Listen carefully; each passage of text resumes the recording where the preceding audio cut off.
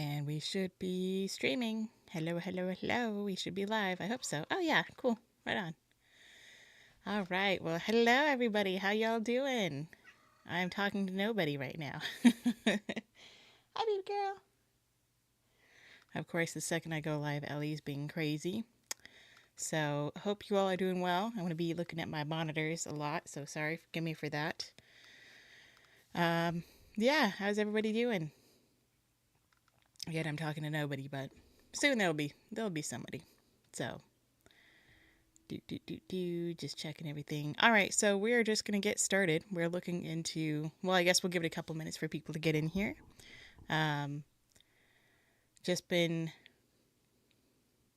doing not much today. Just woke up, got Ellie taken care of, and got things cleaned up in the house, and here we are. So,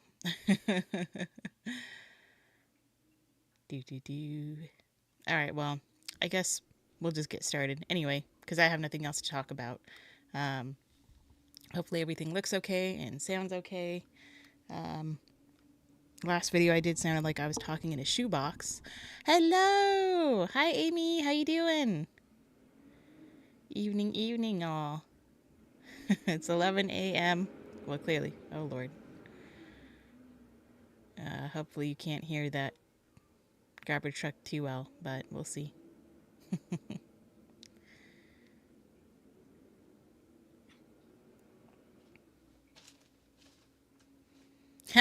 Yeah, thank you, Amy. Happy 4th of July to everybody in the U.S. Happy regular Friday to everybody else. And of course, Ellie is right here on my desk. That's her chewing on the mic. Can you not chew on the mic? Thank you, sweetie. Hi. Of course, she's going to cause. Oh, I'm sorry to hear that. Oh, that's got to be. Those are sensitive for sure. So I feel you. Thankfully, I've never had one. There's a little Ellie tail. Thankfully, I've never had to have one removed. Hopefully, I don't, because I've heard that they are very, very, very sensitive. So, oof. Hopefully you feel better soon. Just take this day to do some self-care for yourself. Get my phone over here. All right. So,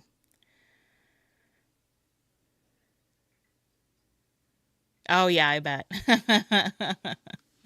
Yeah, local anesthetic. That's usually once it kicks in. I mean, I've had a cyst removed from my lower back before, and that was the cyst itself was horrible. But the local anesthetic was probably the part that killed, yeah, the most. Well, the whole process was quite horrible, but yeah, at least you didn't have to. There you go. There you go. Just sitting on the bed eating dinner. That's right. That's how you do it. Very nice. All right. Well, I guess are you ready to get started then, at least? I guess I should not look at the monitor. I should look at the camera. Sorry. I'm not used to doing this, but if you are ready, then we will. I just picked out this one by random. Well, this is Beckman's newest video, From Chaos to Calm, Fixing a Leash Reactive German Shepherd Without Force or Treats. Without force, baloney. I saw the first 5 seconds of this, and he says, 20 minutes later, it goes from crazy dog to being calm. So that's a bunch of baloney. If he's not using any positive reinforcement, he's certainly not using some kind of force, knowing him. So we'll just. Some good news, though. I volunteered at a local raw food pet shop yesterday. Oh, that's awesome. I'm so glad to hear that. Good for you. That sounds really, really fun. That sounds like that's my kind of, like, if things ever don't work out and I need a second job or I need, a new job, that definitely sounds like my kind of gig. So that sounds really good. Awesome. I'm happy to hear that for you. Hopefully it works out long term, if that's what you want to do. That sounds like a fun gig. Forgive me, I have to keep looking at Ellie to make sure she's not crawling on Pinky, my gecko.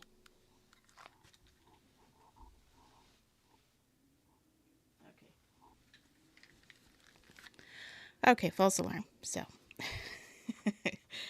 because my gecko's little container, I almost called it a crate too. It's not a crate. It's a, I don't know, vivarium, whatever you call it. Her little thing is right behind me. And it's at Ellie level, so she likes to go and crawl and sit on top of it.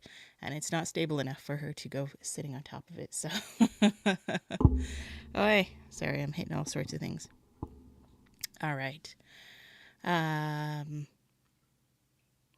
Dog nutrition is a passion for me, and it's the only place. That's awesome. That would be really, really cool.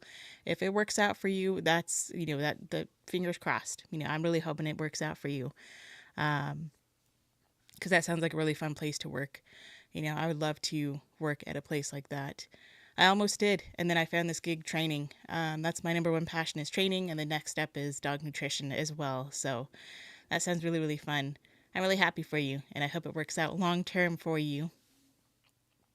I guess we'll just go ahead and get started. We got two viewers.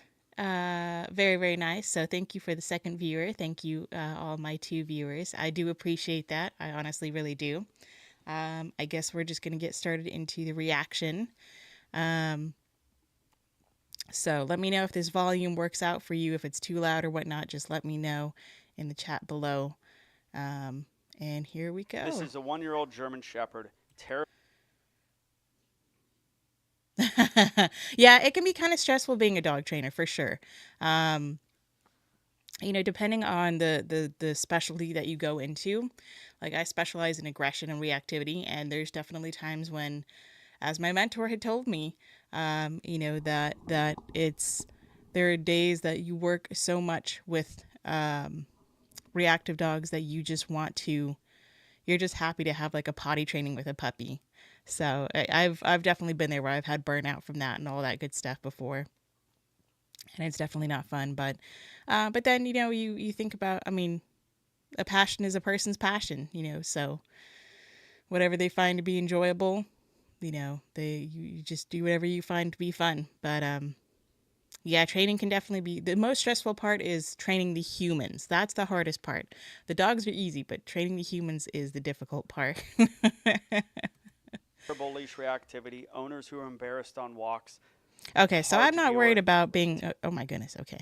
I'm not worried about being embarrassed on walks. That's just me. Like, I get that that's a thing for sure. Used to have a friend that did small streams years ago, and one thing she always said to me, 5 people watching doesn't seem like a lot, but if you think it is standing in front of 5, that makes a good point. That's a very good point. Yeah. People in person doing presentation is suddenly a lot of, it's a lot of eyes on you for sure. Oh, we got 3 viewers. So yeah, thank you for joining, everybody. I do appreciate that. I really do. Streaming is definitely not my forte, not the number one thing I do, but I would like to get into it more. I think that would be a lot of fun, being able to just live react and just talk and shoot the shit and all that good stuff with everybody. If anybody has kids, then pardon my French. But yeah, so when it comes to working with dogs, do I get embarrassed? Sure, absolutely. But do I let that affect how I train with them? Does it affect my emotions? Sometimes it can affect my emotions. Hi, baby girl. You coming back? All right, she's gonna cross the threshold again. She's just sitting on my lap. Hi. There's that little tail. Oh, thank you so much. I really appreciate that, Amy. That's really sweet. And that really does mean a lot. That, I appreciate. Oh my gosh, we have 4 viewers. Oh, that's amazing. Thank you so much, everybody, for joining. I really do appreciate it. We are watching a video by Beckman from Chaos to Calm, fixing a leash reactive German Shepherd without force or treats. And I call baloney on the without force part. But yeah, there have been times when I've felt embarrassed and when my emotions have kind of gotten the best of me working with dogs. For sure, that's going to happen. But, all you can do is just do your best, take a breather. The best thing you can do is take a break if you need to. If you find that you are getting really emotional when you're working with your dog, or you're getting really frustrated, your dog is probably feeling the same way as well. So it's really important to take Ellie's being tough guy. Tough guy is when I'm all over the place, so don't mind me. But tough guy is when she just like bundles up a little piece of clothing or a piece of cloth into a little ball, and she's just like, she just so we call her tough guy. But yeah, so if you find yourself being frustrated and whatnot, just take a breather, take 5 minutes, take 10 minutes, take a day if you want to. You take a day and just try to work on the easiest thing you can with your pup, to counter condition the previous experience you had. So say you're getting embarrassed with your pup, or dog, whatever age your dog is. I just call them pups. But say you're getting frustrated, the owner is getting frustrated with this German Shepherd. If they are, then I would suggest that they just, in that moment, if they're getting frustrated, ask for a simple sit, ask for some eye contact, ask for something. Ow! Sorry, Ellie ran across my lap. Here, go in the window. Go on. Sniffy, sniffy. Go in the window. Window. No, don't play with it.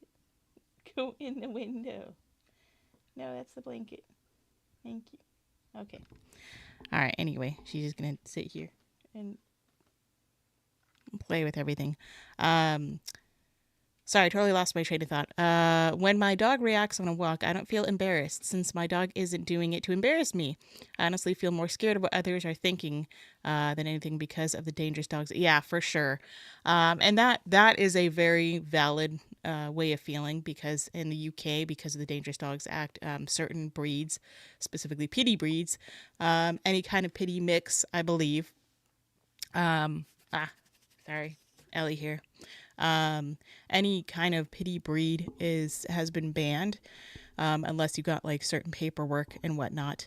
In my world, every dog is a puppy, every cat is a kitten, every horse is a pony. Exactly.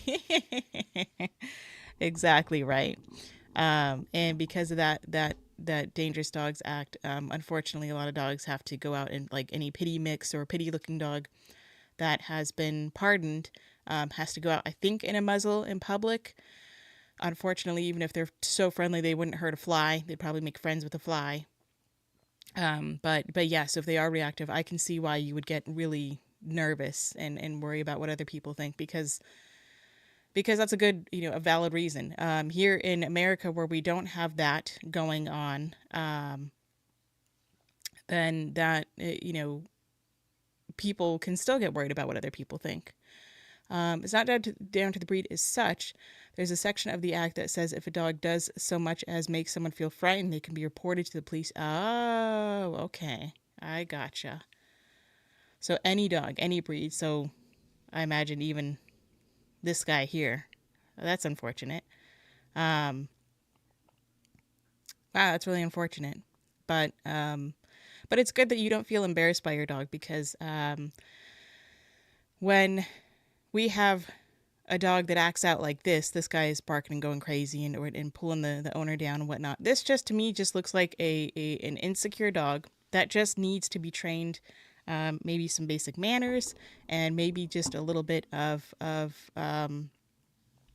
some, to encourage them, how, give them some self-confidence a little bit. Terrier rotator cuff kind of release reactivity. Here he is 20 minutes later. No Yeah. prong collars were used, no e-collars, no treats, no gentle leaders, no doorway method. So what? Baloney. Well, no, I agree with what he's saying, but he, no force, baloney, no force. He's doing his stupid leash method where he's going to let them get to the end of their leash and he's going to pop them. Look at the way he has this leash wrapped around his hand. Very dangerous way to hold a leash. Earlier, a second ago, let's see if we can go back a couple more seconds. If you do this kind of reactivity and you fix it in 20 minutes, there's questions to be had there. the final neutering deadline for XL bullies just passed, so I'm really hoping that means the de-exemption process is finally released. Oh, that would be good. Fingers crossed for that. But if they have, I mean, I have no problem with dogs being intact, as long as they're not like acting like this guy. And even then, you can still train that out of them. I don't have a problem with that. Just because they have their balls and or whatnot doesn't mean that's they're being dominant or that's the reason why they're being reactive. Some of it can be because of the testosterone and whatnot, but sorry, I totally lost my train of thought. It was a long night last night, so my brain is kind of all over the place. But yeah, just because they have that, and they're not, neutered or whatnot, doesn't mean that they're necessarily going to be an aggressive dog or anything like that. I have no idea if this guy is neutered or not. But I'm going back to look at the way she has him super snubbed up. His tongue is hanging out, so that is what I would call and he looks wet. Maybe he was in the water. That looks like either it's really hot out or what I would call for a horse, a wet saddle blanket that has been done in 20 minutes. So when I talk about horses, I mean, horses and dogs are totally different, and I totally get that. But when it comes to a wet saddle blanket, one sec, let me check my cat. I have to make sure she's not going after Pinky. Ugh, if I don't fall. Ellie. All right, one moment, please.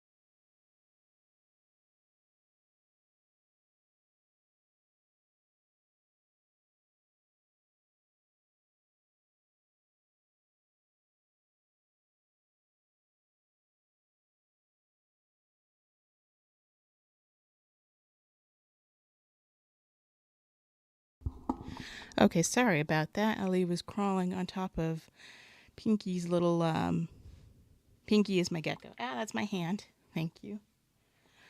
Gosh, she's just being a little turkey today. Trying to fix my green screen. All right, gonna have a little black, tiny little spot there. But, anywho, sorry about that. Thank you so much for bearing with me.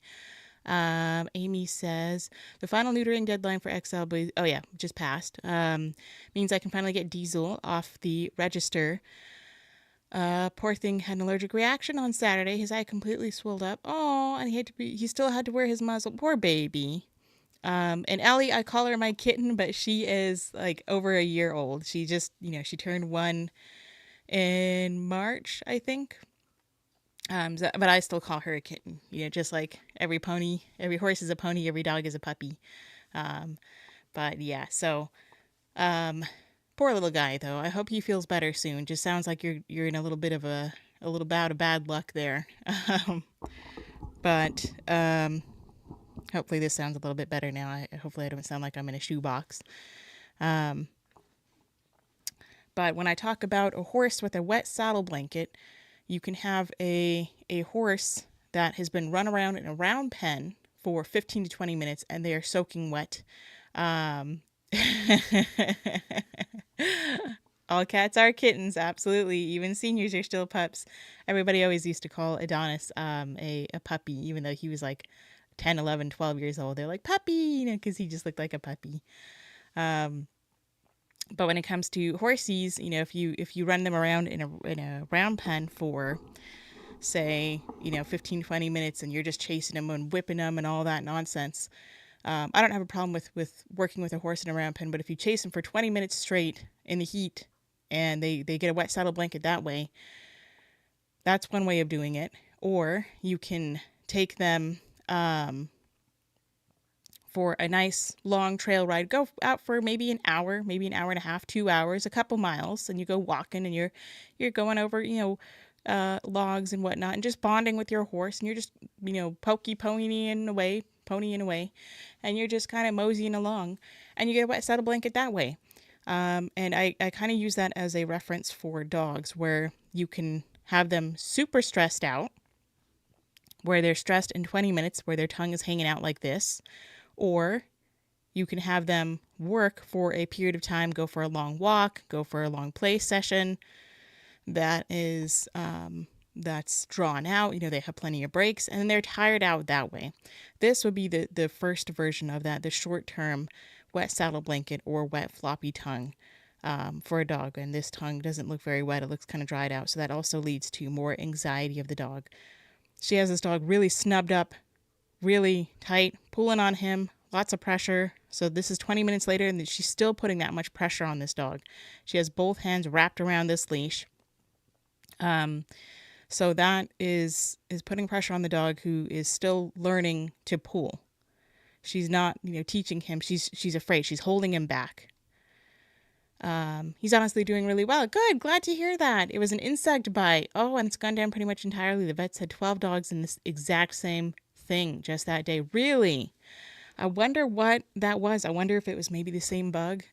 Probably not. I mean, the same type of bug, but who knows if it was like the same. Maybe that one insect just had it out for dogs that day. I don't think all force-based training is bad. It just depends on how much force there is compared to rewards. There's a huge difference between South End dog training and dog. For sure, definitely. There is a big difference between that, because, Dog Daddy, if anybody knows, who Dog Daddy is, which I think a lot of people do know who Dog Daddy is. He is very, very scary versus South End. I still don't like the way South End works. I still think South End has too much force for me personally. But that's why everybody, can train their own way. I'm extra, soft when it comes to dogs, just because I've done that kind of nonsense that I've been to trainers who were not quite Dog Daddy level, but were pretty close to it. And I've been to trainers that were, like Pet Smart trainers. And that's what helped turn me around into learning I didn't have to train the way I had been training. So Beckman, though, uses too much force for me. And we're going to see that here shortly. No prong collars were used, no e-collars.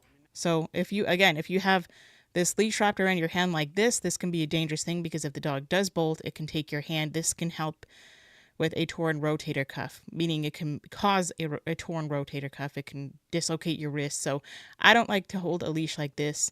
Also, I like to, it might be sunny out. It might be really hot out. I want to be aware and make sure that the dogs are not burning their feet and their paw pads. That's also something else that I look into. No treats, no gentle leaders, no doorway method. So what did I do to help this dog? You use the popping at the end of the leash method, dude. Watch the reaction when this dog sees prints. Look at that visceral reaction. Now imagine that dog is on a leash when it sees another dog. You're going to get the same type of eruption. The dog just happens to be on a leash. And that's Prince is peeing, which isn't necessarily helping the situation. My 2-year-old kitty started walking across my PC. How cute. South End is probably my favorite balanced dog training online, though he does some things I don't like. Not a fan of popping or pet corrector sprays. Uses correction. Same. I'm right there with you. I used to use pet corrector for crazy instances where maybe something like this, where I used to use it for an instance where the dog is just going totally crazy, and then I would, and then I would pair it with rewards. But for me, I found that it's just totally unnecessary. You don't need to use that type of correction. Or for me, you don't really need to use any corrections. Just back the dog up, get them below threshold, and then start working there. But I myself have used certain things like that, and I've changed the way I train as well from that. But with this dog here, this is all barrier reactivity. On the leash, it's barrier reactivity. Behind a fence, barrier reactivity. So he's smelling where You have Prince the peed leash there, reactivity, which tells walks us the away. leash reactivity isn't really due to the leash. It is due to the dog reacting in a certain way to this stimulus or to the other dog. Some leash reactivity is about the leash. A lot of it. I think a lot of it is due to the leash. I think it's, again, barrier reactivity. The dog feels, I think it's due to the leash. Because we can't say that this dog would not be reactive with Prince outside of this fence. Now, of course, we're not going to just let them go with this kind of reactivity outside of the fence. I would have both dogs muzzled for safety. And even if Prince is totally safe, I would have both dogs muzzled because I want them both on the same level. Totally agree with you. Pet correctors should only be used to deter an off lead and out of control dog. Absolutely. That's what I use them for now. Or like a citronella spray that I just, I never even have to use it. I just kind of threaten it. Well, I don't have to anymore because I don't have Adonis. But when I had Adonis, I would carry something like that so I can deter people and will really deter their dogs. But then kind of let people know that, like, hey, back off. We're not friendly. I don't have 30 seconds to a minute to explain why we're not friendly or that he's not a dangerous dog or that he's not mean or blah, blah, blah. It's just like, back off. Keep your dog away from me. I don't care. Now that I don't have any like scary, dangerous dogs around, if I go out for walks and stuff, like they're not in my neighborhood. So I don't have a problem if an off-leash dog runs up to me because it's just me.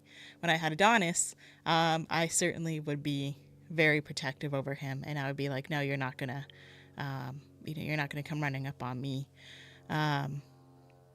Even with the muzzles, I wouldn't do it. Muzzle punches can seriously hurt, and no muzzle is entirely.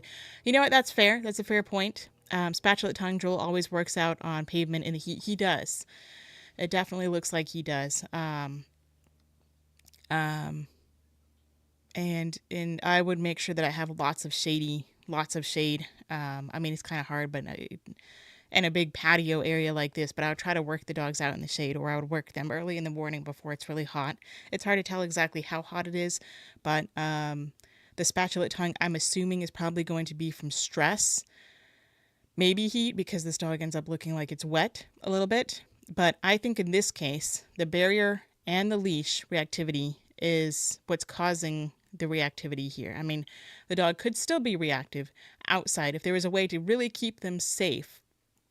The two dogs safe in the same area, then, I mean, I guess we could see if we had both dogs on leash, and we had the German Shepherd below threshold. So however far away he needs to be in a distance where he's below threshold, then we would be able to see, if it's really the leash reactivity or if he's just, I mean, the leash really doesn't help. It's called opposition reflex for a reason.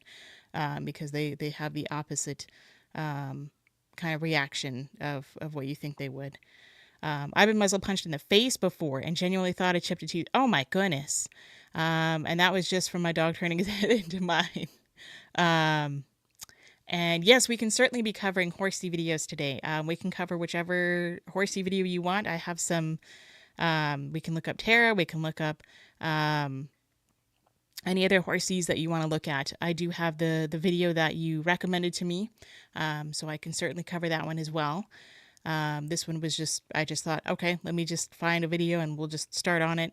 And yeah, so we can, if anybody has any suggestions or any recommendations, feel free to let me know in the chat, and we can certainly cover that. So yay.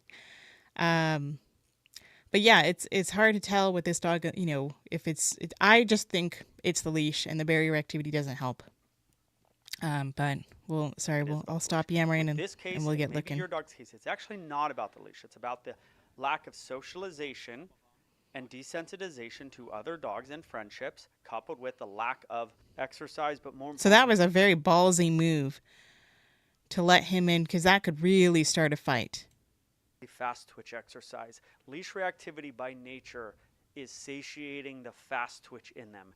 Everything's fast. The pulling, the barking, the lunging. So I don't really think it's the reactivity. I think it is the leash that causes this dog to be reactive. It's the leash and the barrier reactivity, because once he actually ran up to the dog and the dog held his ground, he did a couple sniffs and that was it. Hi, Robski. I've had my Shiba for 2 weeks today. Oh, he's 15 months old and he's brought so much into my life. Oh, congratulations. I'm so happy for you. That is amazing. Shibas are incredible animals, incredible dogs. You're going to learn so much from him or her, him. So, congratulations. Super happy about that for you. Hopefully, my mic is not too loud. Let me know how the levels sound to you all. Also wanted to recommend some really nice pet food influencers that I think you'd like. Holly and Milkshake and Kit with Food. Not dog training related, but I honestly think you'll love them. Oh, thank you so much for that. I appreciate that. I'll definitely keep that in mind. I'll write those down so that way I can, check those out myself. Holly and Milkshake and Kit with Food. Very, very cool. Love to hear it. I'm always all for, good natural, good food for pets.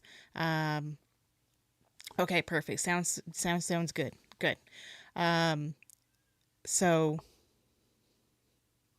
thought I heard a kitty meow, but my kitty's over here just sleeping away. Up, up, up.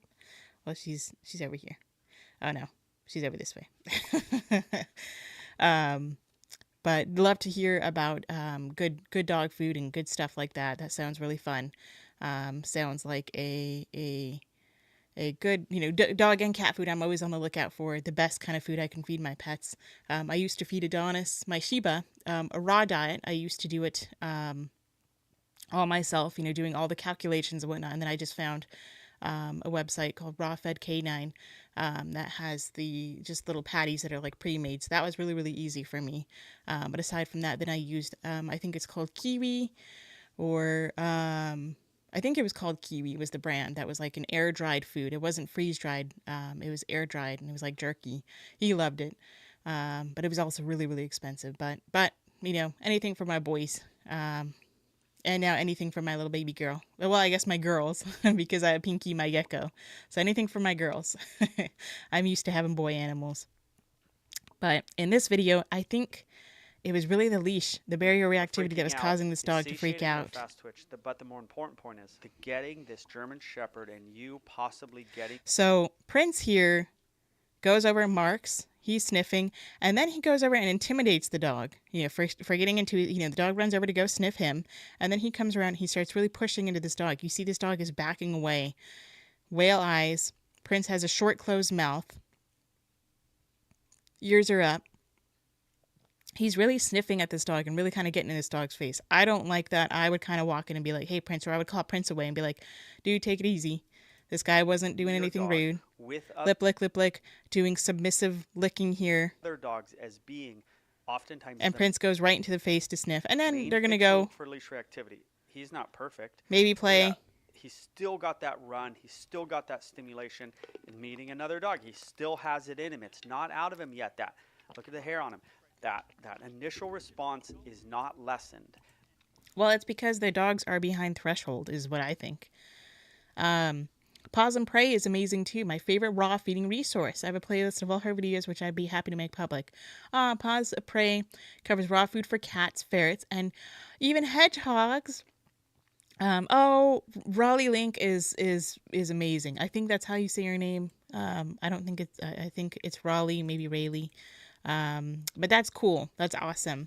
I really wish I could have gotten my ferret onto raw food. I feel like that probably would have helped him. Maybe would have even prevented him. I mean, maybe so, maybe not, but prevented him from getting insulinoma. I think that was just his genetics. He came from Petco, so, be aware of that, of getting pets from Petco and whatnot, because that's basically a ferret mill. So I've learned from that. I miss that little boy so much. My sister gave me a really sweet little birthday gift, which is like a little stuffy of a little ferret stuffy. And so I love him, along with my big Shiba stuffy that a good friend of mine gave me as well. So those are really helpful. If you're ever missing your pets, get a little stuffed animal of them, of one, of whatever type of animal that you have. And it can really help with the grieving process. Although it was last, I believe,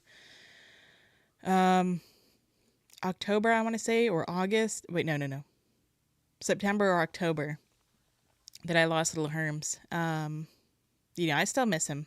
And of course, I miss Adonis too. But I've got my little shelf of Shiba guys up here. So I've got lots of Shibas around too. I've got Shibas everywhere on my phone case, on. I've got ferrets and Shibas on my phone case. I've got a little Shiba here on my computer. Got Shibas everywhere, and little ferrets as well. And I've got my little stickers here as well. um, I honestly used to really dislike Raleigh.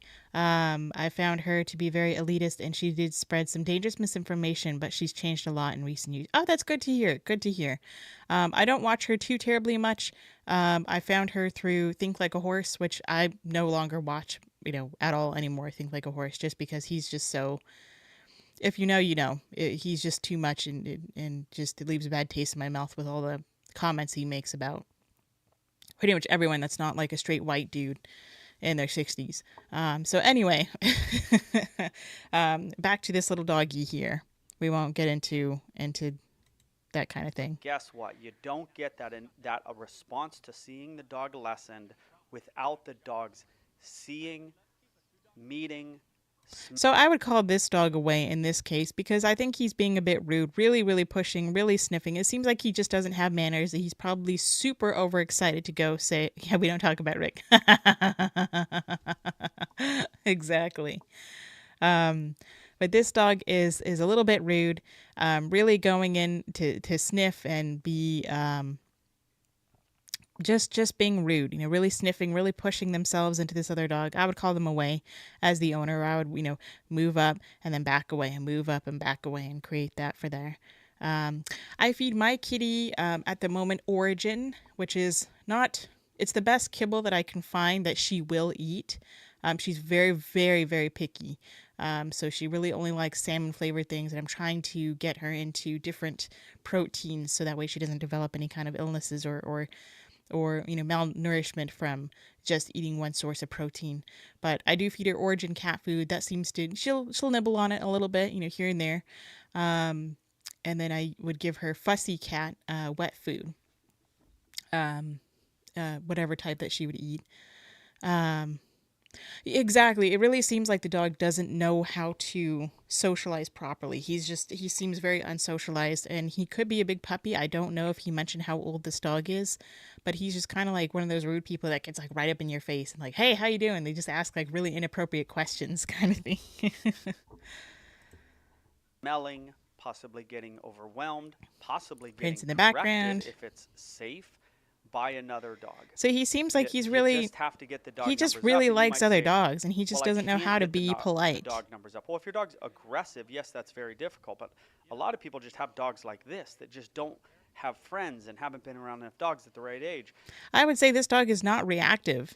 Or aggressive, I should say. He is reactive, leash reactive, barrier reactive. I think he's barrier reactive, but I don't think he's aggressive. So your dog is leash reactive because it doesn't get around dogs. So it's kind of, you're in a tough position. I get it, but you got to do it. You use leashes, muzzles, fences. You possibly sign up for my. Oh, okay. So he got a little bit too much into this dog. I wouldn't allow that. I would step in. Videos about leash reactive. I go into my leash reactivity system, and leash reactivity system baloney. You just yank and crank on the dog. That's it. And aggression in that program. How to meet dogs.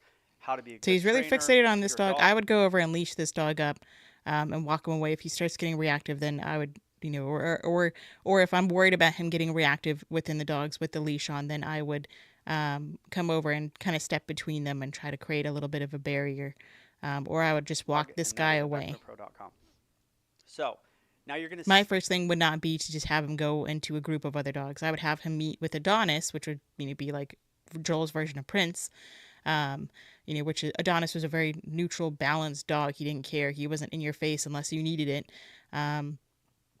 But that's what I would do. I wouldn't have him just meeting a bunch of other dogs, especially if they seemed, intimidated by this type of energy, because I don't want it to be a negative association for this dog here. See me use a little discipline. So that dog this little dog is really getting cornered. They are nipping at him, trying to tell him to back off, and he just sees it as a game. It's not the reason for this German Shepherd. So there was a cut there. I wonder what happened in that cut. You're going to see it right here. So he's just overwhelmed this little dog. This is not what I would do. I do not recommend doing this at all because this is not going to help. A few too many times. And I'm just holding him. And then I just let him And then go. there's a cut. So how long did he hold him there? What else did he do? God, that poor dog's conformation is so bad. Its back is like a slide. Exactly. It's very sad looking. Going to cause a lot of issues. Completely get what Beckman is trying to do. What better way to teach a dog manners than for other dogs to teach you? Agreed. But this dog either doesn't understand social cues or is completely ignoring them. It's just asking to create reactivity. And other dogs, absolutely, very, very true that the other dogs can become just, a hot mess because this dog, they learn that dogs don't, listen to their cues that they're trying to tell them. Oh, but hey, it's enough. It's enough overwhelming other dogs. So now he's met 3 dogs, been not great with Still the going little after dog. that. I'm going Okay, to bring so he Duke wasn't out. really going after I that dog. He wanted was to just get sniffing. 4 dog friends, then retest. That was the whole goal the whole time. Make friends. I don't think you're going to accomplish this in 20 minutes. I'm not going to try to accomplish this in 20 minutes. It's a process, not an event. So it's going to take time for these guys to it's going to take time for these guys to be able to be around other dogs. And you're not going to get that in 20 minutes. If you take the time it takes less time. So don't try to rush it. Just because he makes friends here doesn't mean he's going to make friends on another walk. So I don't teach them to necessarily make friends. I think it's good if he has a friend. Great, terrific. But my goal is for him to be able to tolerate other dogs. And I would work more on, if he's reactive on leash, I'm going to do a lot more leash work with him where he's below threshold, and then he can go and play with them when he's, he can sniff them up close and all that good stuff. Meet dogs. Now, the reason that I didn't go to 5 dogs because he was getting a little overwhelmed with Duke. But also, look at his response to Duke right there. It was not like the response to the other dogs. So we had gotten that initial visceral reaction to dogs. So this tongue here seems less like a wet saddle blanket and maybe just overstimulation, that he's just really excitable. For anybody who doesn't know why I called it a wet saddle blanket, for the new viewers in here, I compare a dog's floppy tongue to a saddle blanket of a horse, where if you take a horse, I know they're totally different creatures, so just bear with me with this analogy, that if you take a horse and you put him in a round pen and chase him around for 20 minutes, because he says that he does all this in 20 minutes. If you take a horse and you run him around for 20 minutes in the heat and you're chasing him for 20 minutes straight, they're going to have a wet saddle blanket, versus going for a trail ride. And you're wandering around, pokey-ponying around for maybe an hour, maybe 2 hours, going for a couple miles. You get a wet saddle blanket that way from bonding, versus your pup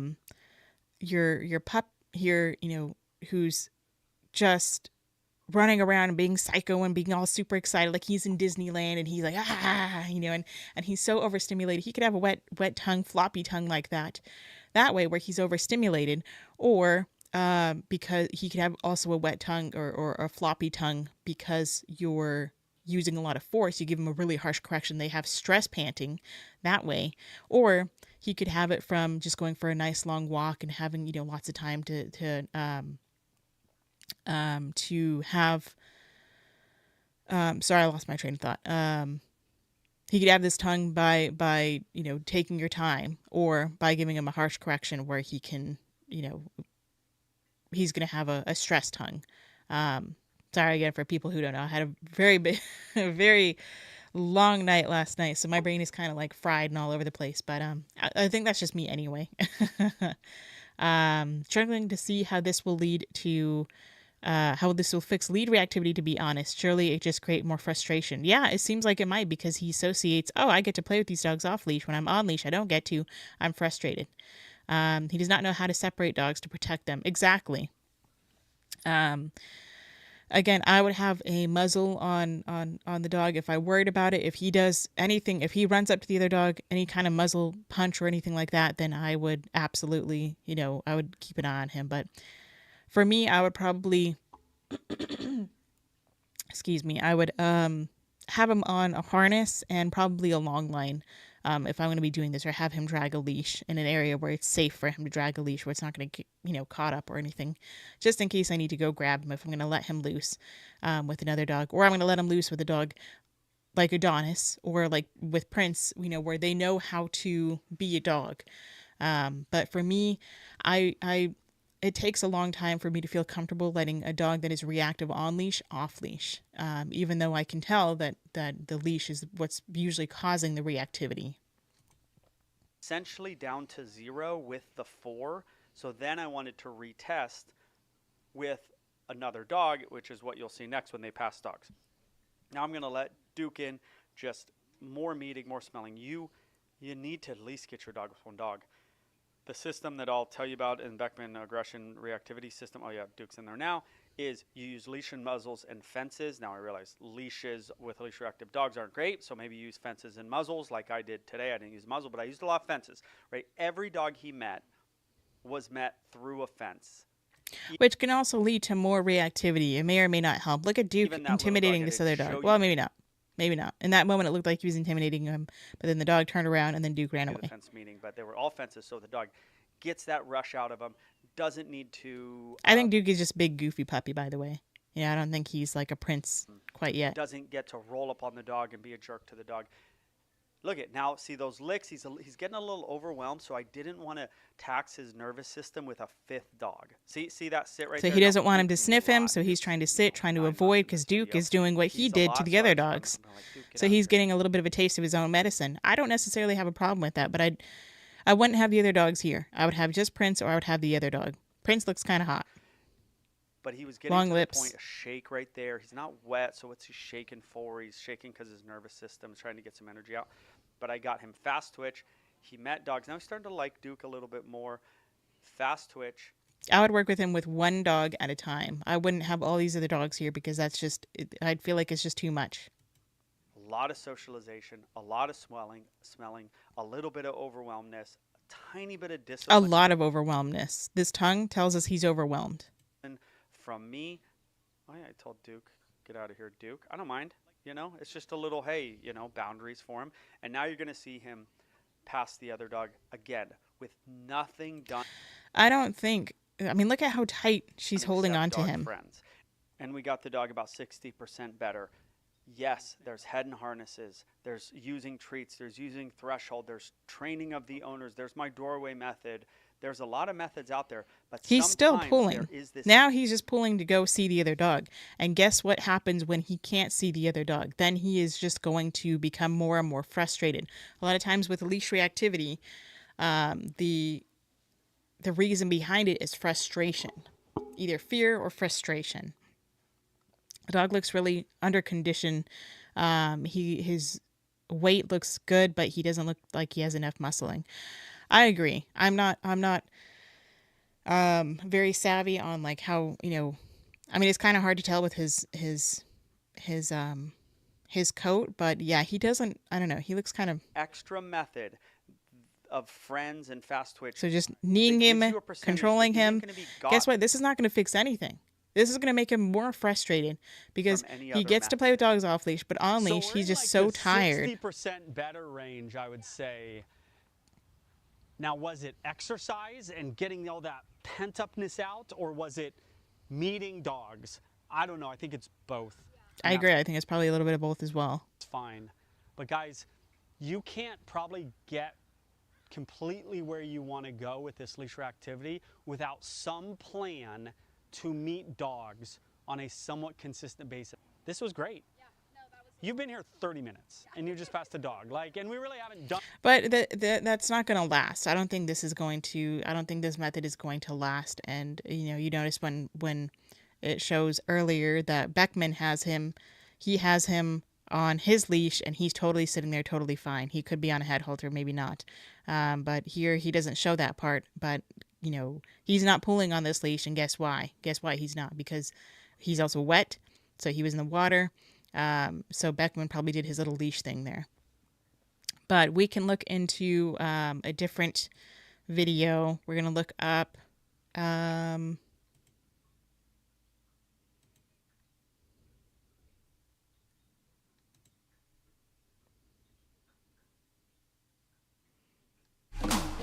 Wait. Sorry, a little bit loud.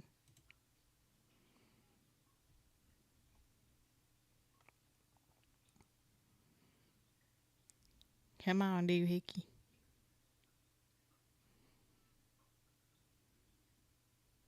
Oh, another ad. Okay.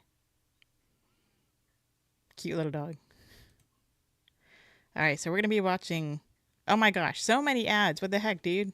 What the heck? Okay, so we're going to be watching Tim Anderson Ranch and horse training. I've been looking through this video here. Oh my gosh, another ad. Are you serious? What the heck? If only dogs could be made that tiny. All right, so we're going to be looking at this guy here. I have seen a little bit of it. Kind of assess him To see if I and was- come up with a game plan, how we're going to move forward with him. So start off. So they say that this horse bites. Tim Anderson horse training, horse and farm training, or ranch and training. It says pushy, aggressive, biting, and dominant horse behavior. From what I've seen here, this horse is not dominant. This horse is not pushy. This horse is a very good, very patient horse, and he is irritating the horse. So if the horse bites him, it's his fault that he caused this horse to bite him. From what I've seen. Yes, we have Tara on the list. Oh, cool. Okay, thank you for that. Thanks for the ad blocks. I'll definitely check that out. But so he comes in. He has a halter that's way too big for this horse. That can be confusing when you're giving cues. But we're just gonna go ahead and play it. Coming into the stall, and if you saw my So we see some little marks on the nose. I mean, video, I'm not saying anybody did that to to him. present themselves Could just be the way the hair is laid. at the door for me to halter him, and he's done a pretty good job of that. He's a little bit more into my space than what I would like. So he is very controlling, in my opinion, with how he wants horses to completely be out of his space. Now, if I have a horse that's really bitey or a horse that is acting aggressive, absolutely, I'm going to make sure that I come in there and I own that space and all that, blah, blah, blah, blah, blah. All that, not necessarily nonsense, but I'm going to go in there and not be aggressive, but make sure that they know, hey, back up, don't put your teeth towards me, don't put your head towards me. If you're pinning your ears and you're trying to be all whatever, this horse does not pin his ears once from what I've seen in, going into 7 minutes into this video. But he's not trying to push through to go out the door. I think he's a very good horse. So I like what we're getting so far. I'm not a fan of stalls. That's just me. I don't like locking horses up. I mean, there's a time and a place for everything. So there can be a time and a place for stalling, but I think that they should be free. Or have the ability to go in the stall if they want to. If they want, that doesn't mean that they shouldn't have any kind of protection out there. That's just me. He is a little closer than I would like. I do feel like he's into my space. Well, it's his space. It's his space that he lives in, which is a nice big stall, I will say. It's not like one of those little tiny ones, but still, even so.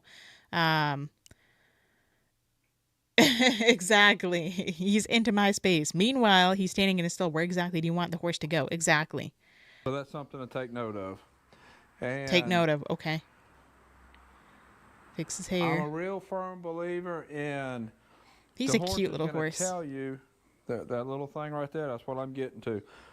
The horse is What? going to tell you ahead of time His head is dropped. He's being very, very polite. what's going to happen, what he's going to do, how he's going to act. Many owners Push.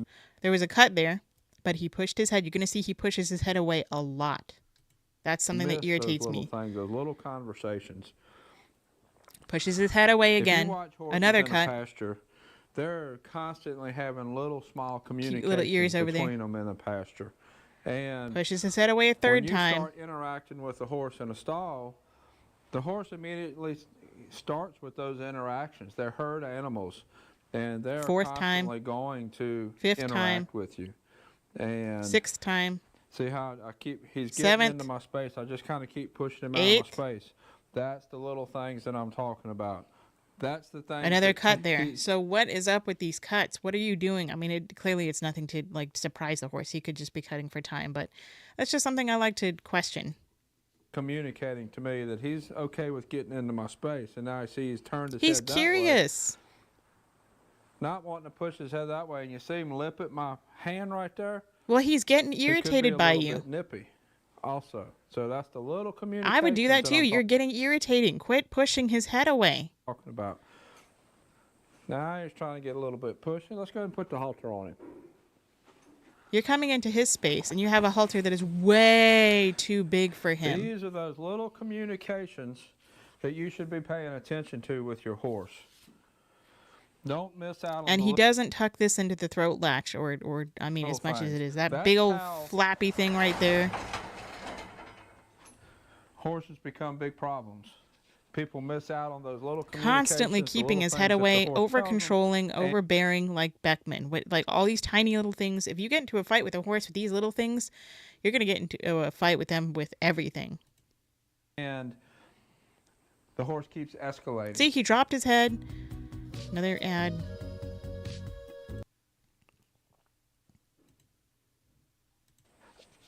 In the herd structure, you should always be at the top and your horse should be below you. And what gets you into trouble, He moved over is nicely. the horse is constantly, He's just "See, curious. take a step towards me." That's one of those little things. That's a big deal. That's not a So big The deal. horse is constantly trying to figure out where he is in my herd, in our He's herd like, structure. with you just moving your hands like that, he's like, the horse is getting a little, fussy, or not fussy. The horse is getting a little flinchy.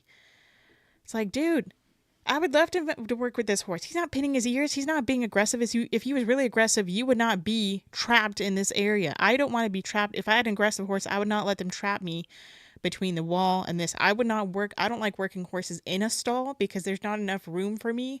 There's too many trap points and too many corners. Agreed. The noseband is so uncomfortably close to his eyes.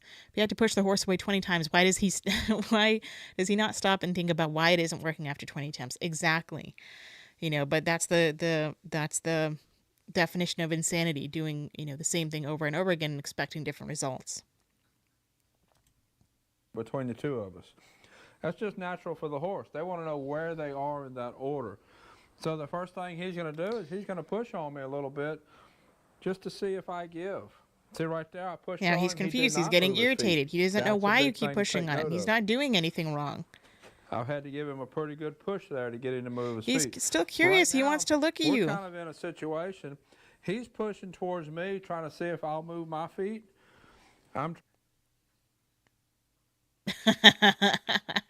The horse is not trying to figure out where he stands in Tim's herd. That's like a rabbit trying to be dominant over a goldfish. Exactly. Exactly right. trying to see if he'll move his feet. He's like, dude, why are you We're pushing me away so establishing much? our He says, herd okay, right fine. I'll here. stand over here. Shaking off, licking and chewing, relieving stress, frustration. Now what I'm going to do to go ahead and bring this to a situation where See, every want time he moves his hand, this horse is very flinchy. See, I don't want to. I don't want See, his mouth. see, so now he wants to use that with his, against the eye. He's doing that against the eye to get the horse to move away. I don't want that mouth towards me. The horse is literally just licking and chewing, relieving stress. He's not an aggressive horse. Again, if he was aggressive, this would go totally differently. Mouth right there by me. I give him a chance. He keeps putting his mouth close.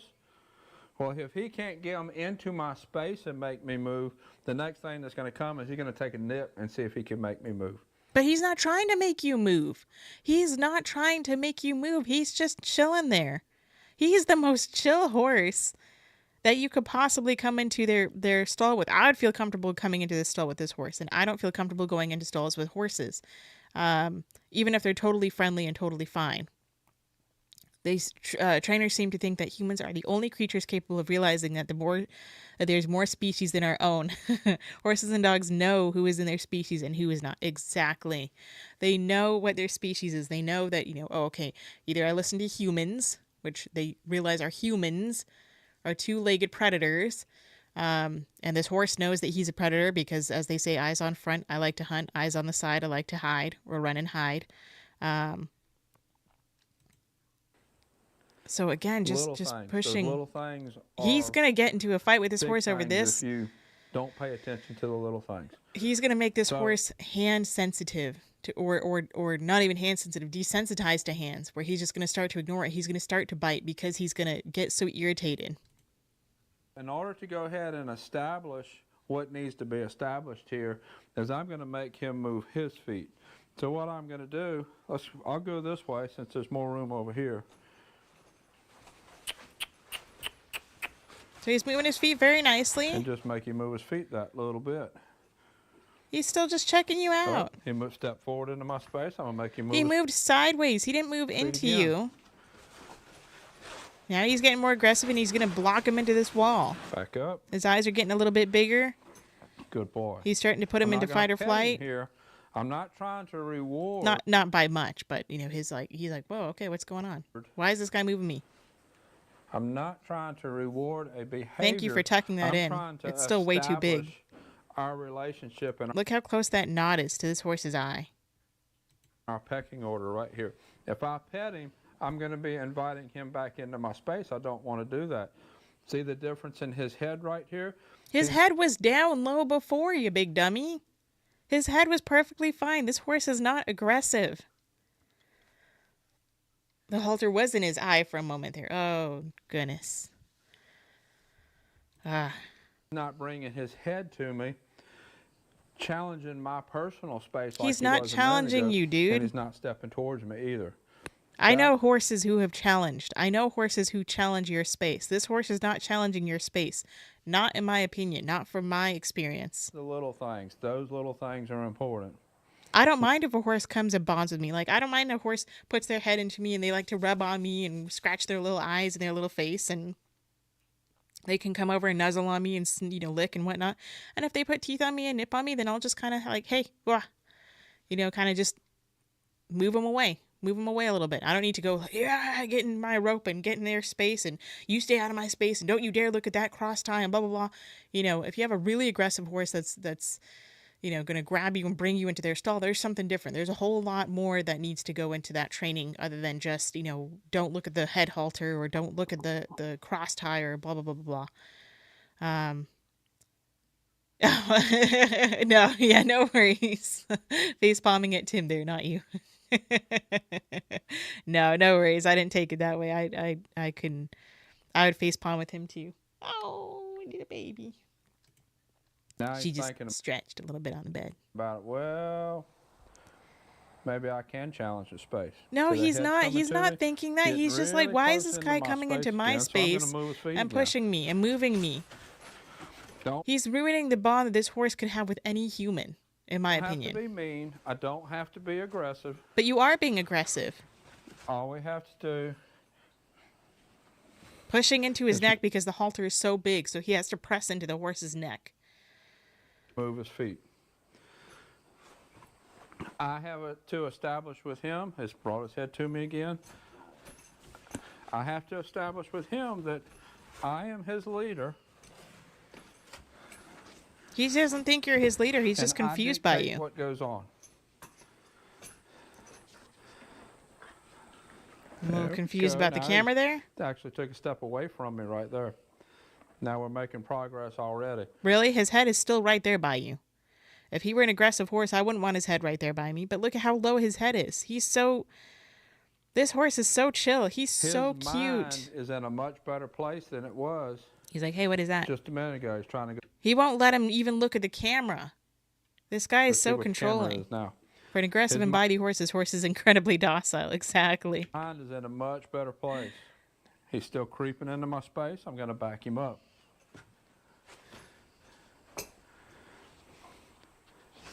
And I'm going to back him up again. He's going to make this horse aggressive feet. and irritated.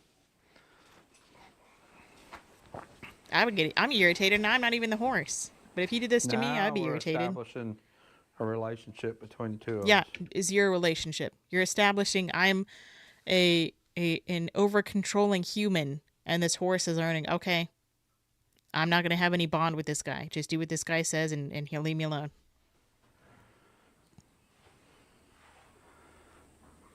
Those little things that people skip, they don't pay attention to, and it brings out so many big problems. I am a big opponent of hand feeding horses treats. Maybe 75% of the horses out there you can feed treats to, and it'll never be a problem. This horse would have no problem with you feeding him treats by hand. And there's so many owners out there that says, oh, I feed treats to my horse and my horse is an angel. Well, maybe it is. Or it may be that your horse is telling you something and you're not paying attention to it. And it may be that you can feed treats to your horse and it never become an issue. But The horses that it is an issue, it's a big issue. Now, say this horse is aggressive with taking treats. If he is, then doing this here is not going to change or fix or change the behavior of him taking treats aggressively out in pasture. To fix that, you have to be feeding him treats and change that behavior then. Because just by doing this is not going to change him eating out of your hand and trying to bite you or try to scare you away for the treat. You have to teach him using the treats or using hands, letting him into your space to nibble in your hand and see how well he does. And if he starts to try to bite, then that's when you can, tap him under the chin or move your hand away or move his space or do a number of things that you can do. I'm a little more, this horse is telling you something and you're not listening. Meanwhile, he's calling the horse aggressive whilst the horse is practically falling asleep in his presence. Exactly. This little horse is so cute. He's not doing anything. He's such a good little horse. Now, he might get out in pasture and he might be a totally different horse. But for right now, he's like, this horse is aggressive and blah, blah, blah, blah, blah. And it's like, I don't see that. But when it comes to horses, I can be a little more aggressive than I usually am with dogs. Because horses do have more of that kind of hierarchy type thing. They're a bigger creature that if they do really want to cause harm, and they will. I mean, dogs can too, but generally, even if you muzzle a horse, they can still kick and stomp and, not that it takes a lot for them to do that. It takes a lot for you to push them unless they've just been raised like Socks the Stallion. He's just a psycho and it's not by no fault of his own. Socks the Stallion is just being a stallion and he's just raised by horrible people. But yeah, so, sorry, I totally lost my train of thought. But yeah, so if this guy was aggressive, then and he took treats a little bit hard, or he's really trying to bite my hand, or he's trying to pin his ears at me, then I would shoo him away. I would really make him move his feet. I would take a rope and kind of make him, kind of do a couple circles or do whatever I need to do to teach him, hey, then you're not getting your treats, you're not getting this, you're going to be moving your feet, you're going to be working. I'm going to make you work, and you're not going to like work. And then when you're calm and you want to be nice, then you can have good little treats. I'd be happy to do an analysis on Socks. Would you like me to finish this video, or would you like me to move over to Socks, a video on Socks? Because I think with this guy, pretty much all he's going to do is, this is about as far as I made it, just watching him. And if all he's doing is just walking him up and down and taking up, space, he has to drag him there. Dragging him behind him. Another ad. Maybe not. I need to get an ad blocker on here.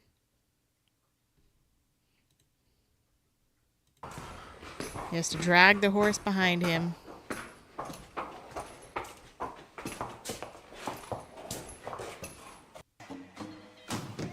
All right. Let's go ahead and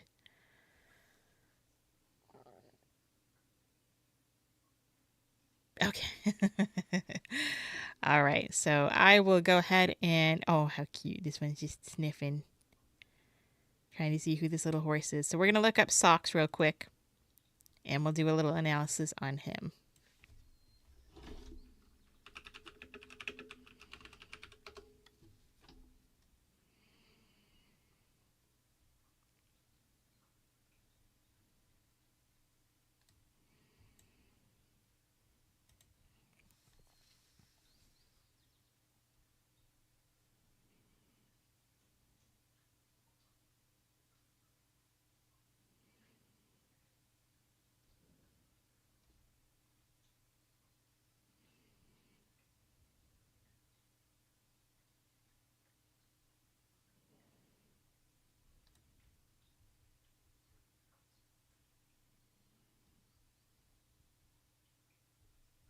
So there's a lot of reacting to it. I'm going to try and we'll just find a short. I guess there's a bunch of shorts of him.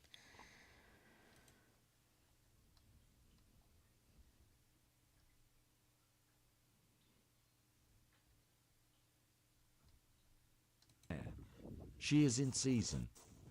The top of the fence is broken. Yeah, I can see why. I mean, Socks is more worried about a fly. no, he's pretty worried about the has a female quick there. look. He was not worried about a fly. He was kicking and whatnot. I don't think because of a fly. I think he was kicking because he was, more interested in he was trying to maybe kick at the fence, but he doesn't want to hurt himself. Look at her. Then goes back to the fly situation. He No, he's not going to the fly. He doesn't hate flies. He's really, looking really to hates flies. roll He's and get rolling to some get good. rid of it. No, he's not. It's a botfly and it's following him. They literally. I think he's trying to get the area scent on him. And I mean, trust me, if he's a stallion, he sees a mare in season, he's not going to be worried about a fly. This lady is trying to just make up her own little scenario that, oh no, he's really interested into a fly. No, I don't think so. I think he's Drive trying to him get the nuts. environment smell on him. He goes back flip the to mare. all this is What an typical absolute stallion gentleman. behavior. This shows how well trained he is. Okay, so how abusive are you to keep him from jumping over this fence? Because if he really wanted to, this fence would not stop him, as he's already leaned into it. You have nails, you have the boards going out this way when it should be the other way around. So that way if he leans into it, it doesn't pop the board out of the place. If he really wanted to, he would absolutely jump this or break through it. So how aggressive are you? I'm glad to see that there's not hot wire here, but if he really wanted to get to this mare, then he would, if he wasn't already, aggressively trained not to go after her. He could easily push into the fence. Or even hop out over it. Yeah? So what did you do to But he prevent him knows from his doing that? boundaries. So how did you teach him those boundaries? He has lived here for 10 years. That's sad. And never once jumped out. That is really, really sad. Come on, Sucky, in his new rug. Oh yeah, because he doesn't care about the rug. He's crying because he hears. Don't do that. What's he doing? Don't do that! Why is he doing Socks, that? don't do that! Socks, don't do that. Not making fun of the accent, but the fact that he's calling to horses that he sees, he's worried about, and she just yells at him for being a horse. Oh, he wants to show off his new rug. He just couldn't wait to show. He doesn't care about his new rug, lady. He doesn't even need it, probably. He wants to be with his herdmate. He wants to be with his females, with his harem of mares. He wants to be, he's a stallion. He has one thing on his mind. He's not worried about,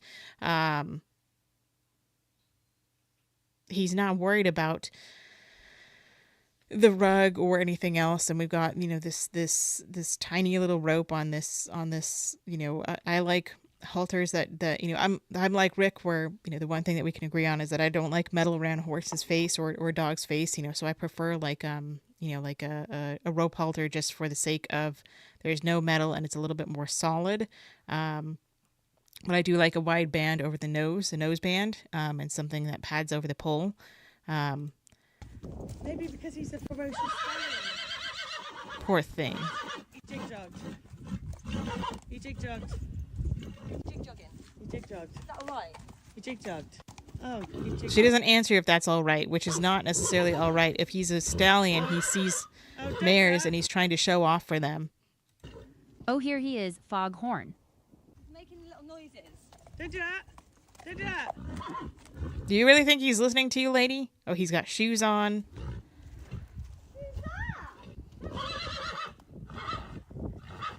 Oh, hey, Socks, love the new coat. Okay, so they're just... This lady is... I mean, if she's lucky that she's holding him back. Oh, I'm sorry to hear that. So we're just looking at Socks. Socks has been showing off his new rug that she wanted to show him. We'll let this play and we'll let it play over. But she's lucky that she's able to hold him back with this. If he really wanted to go, he could drag her. But it tells me, how has he been trained? You're so cool, Socks. So she has hot wire here. But in the other pen, he didn't have hot wire. Maybe it's just in the pasture. So we're going to play it again. Sucky, in his new rug. Oh my God, don't do that. Don't do that. Hey, what's Don't he do that. doing? Don't do that. Why is he doing Socks, that? don't do Yeah, like he's really gonna listen to you. Socks, don't do that. Socks, stop being a horse. Stop being a stallion. He jig-jogged. The fact that he's around girls all the time is just so sad because it's so hard on his mental mind. It's like, okay, we're gonna have you be full of testosterone, but you never get to have sex. You're gonna be around a bunch of hot girls that are always, like for humans, we don't really, necessarily see them as in season, but there's a bunch of really hot girls around, whatever you're, or guys or non-binary people. I think he is a senior. I'm not quite sure how old he is. I want to say maybe he's like, what, 19, 20? I mean, I could be totally wrong. He might be older than that. He probably is older than that. But it's like, okay, you see a bunch of really hot ladies or guys or non-binary people, really hot people that you really find to be very attractive, but you never get to have sex with them. They're over there flirting with you and showing you the business, but you never get to actually, have any fun with that. And that's what they're doing to Socks. Jig-jogging. He jig-jogged. Is that all right? He jig-jogged. She just keeps saying he jig-jogged, and she's asking, is that all right?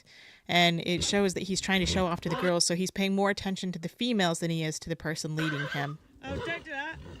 Oh, here he is, Foghorn. Making little noises. Don't do that. Don't do that. Don't do that. Like, he's really going to listen to you. He doesn't care what you have to say. He's not even paying attention to you. The only thing holding him back is the halter. And really, the halter, I'm surprised the halter is holding him back, because really, if he wanted to, it seems like there's more aggressive training that's been happened, or to be able to hold back a stallion, unless maybe the horses are just that sensitive that you can hold them back with a halter. Oh, hey, Socks. Love the new coat. And this is what they make it out to be. Check out the tap dance, because they call it a tap dance, You're so not cool, a horse that is extremely frustrated because he cannot get to a female. Socks. That's exactly what he's thinking, and they just make fun of it. This is Socks, the infamous wild stallion. Oh my gosh. Give me a bite. It wasn't me. Come on, Mummy, I want to nibble. No, I bite you. I'm literally not going to turn round. Or else what? Make me mother. Okay. So she says this because she knows it's true, that he doesn't listen to her at all, not one bit. And that, no wonder he doesn't have any teeth. Probably because he's chewing at he's chewing on everything all the time because he's held back. I'm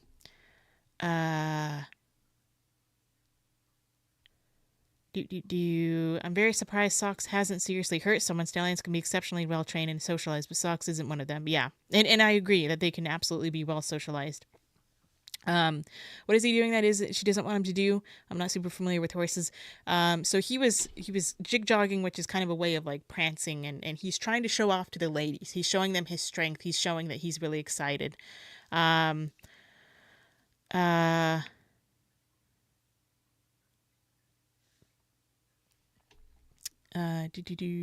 Socks is acting like a stallion, and she's allowing it, which is very dangerous. Yeah, exactly. And here, just that boot to the mouth. Pretend it wasn't me. And she knows exactly what he's doing. And oh, Saki, stop that, Saki. This poor horse. I can't stand this awful coat again. Take it off, please. Yes, really hard, haha. Oh, just a bite and a cuddle. We're gonna allow him a horse, regardless of stallion or mare or gelding or whatever. We're gonna just allow him to bite on you and teach these bad lessons, and actually reinforce him with cuddles. Takes one to know one mother. Take that thing if I'm telling you. Yeah, click to move forward. Smack you on the head. Pull on your bit. Nope, I can't do it. I must bite Mummy's bottom. I just can't stop now. See, because you allowed it once, he's going to keep trying to do it. It's such fun. And his feet are really kind of muddy. I wish that she would kind of brush that off, but ouch. The way that connected, and it didn't even stop him. Give me a bite. It was...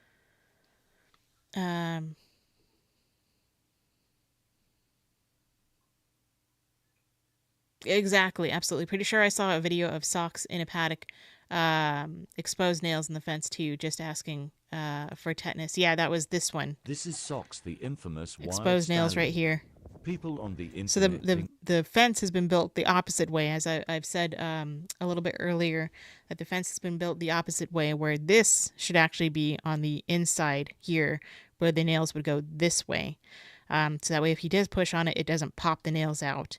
And if he really wanted out, he could. So I don't know how they've trained him. I just assume aggressively and maybe abusively, or at least aggressively to teach him to not jump, but I don't know.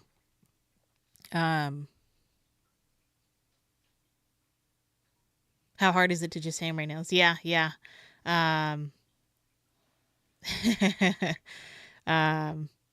he's naughty. But yeah, so Watch he's how he acts right next to a this man. is just not fair for She him. is in This is so season. sad. The top of the fence is So broken. sad for this horse. Like I said Socks- earlier, you see like the hottest person in the world that you really want to be with, and say they're in a cute I don't know, bikini or some kind of a cute outfit, and they're flirting with you, and you can't get to them. And the world or someone, you know, is telling you, no, you don't get to go have sex with them, which is all your body is telling you to do. Is more worried about a fly. He has a quick look at her, then goes back to the fly situation. See, I don't He think he's going for flies at all. I think he is Really he's hates flies. acting like a He's stallion. rolling He's to get rolling rid of it. to get the smell. I think he's rolling to get the smell. Shoes on his front feet. I think he's rolling to get the smell on himself. He could have very well had a It's stud pile bobfly here. and it- He could have had a stud pile here, which is where male horses or stallions will poop in the same pile, and they may go roll in it, or they may, you know, they just want their smell, their scent to be around. So it could have been there, and they cleaned it up. Maybe so, maybe not. But he's rolling around to It's get the scent following on him. himself, is what I They see. literally drive him nuts. Maybe it is a Goes fly. back to check the mare. What an absolute gentleman. This shows how well trained he is. But it's could regardless of easily how well push it. trained he is, it's just sad. Into the fence. Or even hop out over it. But he knows his boundaries. He has lived here for 10 years. That is so And sad. never once jumped out. This is Socks the And he could infamous. easily jump out.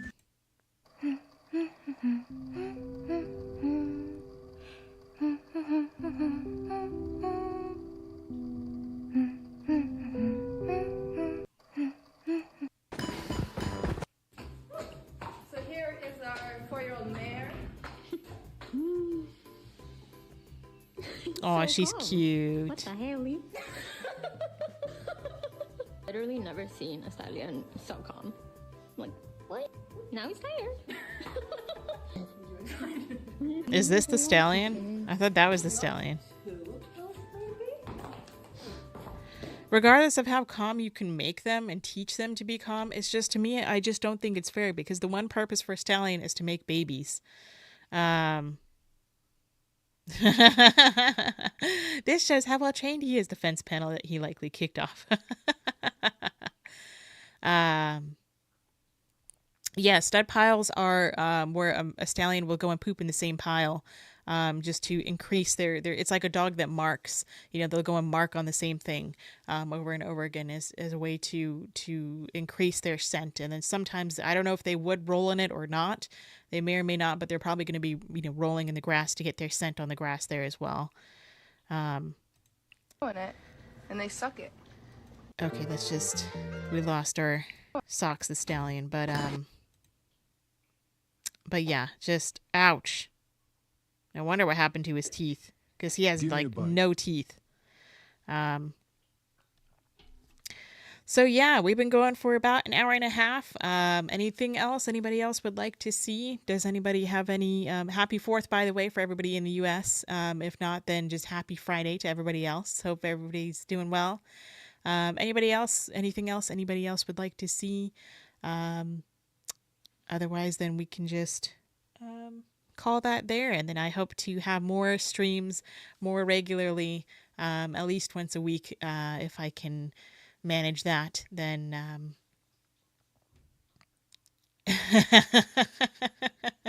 Gotta love YouTube Shorts. Gone from an aggressive horse to fish eating peanut butter off someone's toes. Exactly.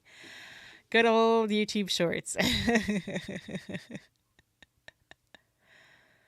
But we got 16 views so far, so that's awesome. That's really, really cool. Thank you so much for everybody for hanging out. That was really fun. Glad you enjoyed it, Amy. Really glad to have you here. Glad to have everybody else here. Really nice to enjoy some time just chilling with each other and having, a good old fun time, just reacting and recording and all that good stuff. And now that Ellie has calmed down, of course, she always calms down towards the end of the video when everything is done. Never mind when I first start. But yeah, so I guess we will go ahead and just call that there. But thanks so much for watching, everybody. I do appreciate it. Go make sure that you say howdy do to your little critters. Say howdy do for me. Give them some kind of loving that they appreciate. And until next time, as always, practice peace, patience, and positivity. So thanks for coming by, everybody. We are going to call that there. So have a great, wonderful night. And we will see you hopefully, if I can, I'll leave a post if I'm going to be able to make it next week or not. And maybe we can make this like a weekly. Oh,